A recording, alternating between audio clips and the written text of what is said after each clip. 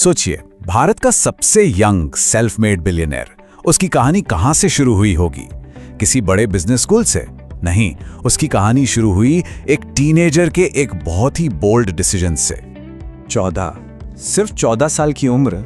इस उम्र में निखिल कामत ने स्कूल को अलविदा कह दिया, तय कर लिया कि अपना रास्ता खुद बनाएंगे। और बस यहीं से उनकी ये अनबिलीवेबल जर्नी शुरू हो गई। तो कहानी का पहला पड़ाव एक ड्रॉप आउट का स्ट्रगल, मतलब उम्र छोटी और जिम्मेदारियां वो बहुत बड़ी थी। घर छोड़ दिया था और 17 साल की उम्र में बेंगलोर के एक कॉल सेंटर में पहली नौकरी पाने के लिए पता है क्या करना पड़ा? अपना बर्थ सर्टिफिकेट तक नकली बनवाना पड़ा। सोचिए, उनकी जिंदगी ना एकदम डबल चल रही थी। रातें कटती थी यूके के लोगों को फोन पर इंश्योरेंस बेचते हुए, और दिन में वो स्टॉक मार्केट की दुनिया में महारत हासिल करने में लगे रहते थे। और सैलरी कितनी थी? सिर्फ 8,500 रुपए।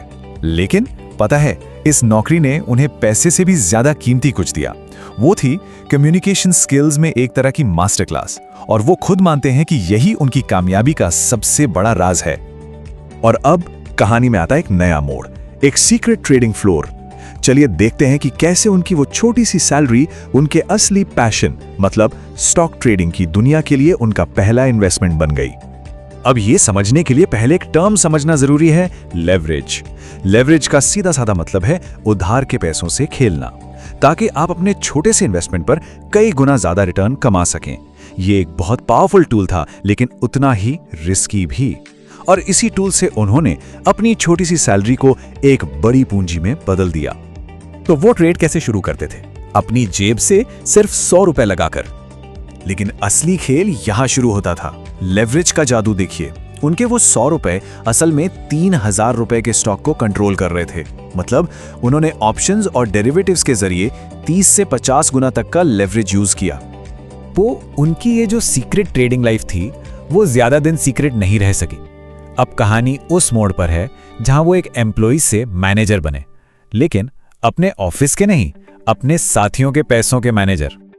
उनकी ट्रेडिंग स्किल्स इतनी कमाल की थीं और इतने सक्सेसफुल थे वो, कि उनके साथ काम करने वाले लोग, यहां तक कि उनके अपने मैनेजर्स, वो भी अपनी सेविंग्स उन्हें देकर कहने लगे कि भाई तुम ही मैनेज करो। और यहीं से चीजें और फॉर्मल हो गईं। उन्होंने अपने भाई नितिन के साथ मिलकर कामत एसोसिएट्स शुरू की, एक ऐसी फर्म जो उनके दोस्तों और परिवार के बढ़ते सर्कल के लिए इन्वेस्टमेंट्स मैनेज करती थी। और पता है, इसी एक्सपीरियंस से एक ऐसा आइडिया निकला जिसने पूरे सिस्टम को हिला कर रख दिया। यहीं से ज़ीरोधा की कहानी शुरू होती है। एक ऐसी कंपनी जो उस वक्त के महंगे ब्रोकरेज सिस्टम से पैदा हुई फ्रस्ट्रेशन का जवाब थी। फर्क देखिए, जमीन आसमान का था। एक तरफ थे ट्रेडिशनल ब्रोकर्स जो हर ट्रेड पर परसेंटेज के हिसाब से भारी भरकम कमीशन चार्ज करते थे, और दूसरी तरफ ज़ीरोधा जो एक बिल्कुल नया रेवोल्यूशनरी मॉडल लेकर आया। और वो गेम चेंजर क्या था? एक फ्लैट फीस, सिर्फ 20 रुपए बस। इस सिंपल और ट्रांसपेरेंट मॉडल ने वो सारी भारी कमीशन खत्म कर दी जो ट्रेडर्स का प्रॉफिट खा जाती थी। और इसका नतीजा, ज़ीरोधा को किसी मार्केटिंग की जरूरत ही नहीं पड़ी। जबरदस्त ग्रोथ मिली सिर्फ वर्ड ऑफ माउथ से। तो सवाल यह है कि इस अरबपति का ब्लूप्रिंट क्या था?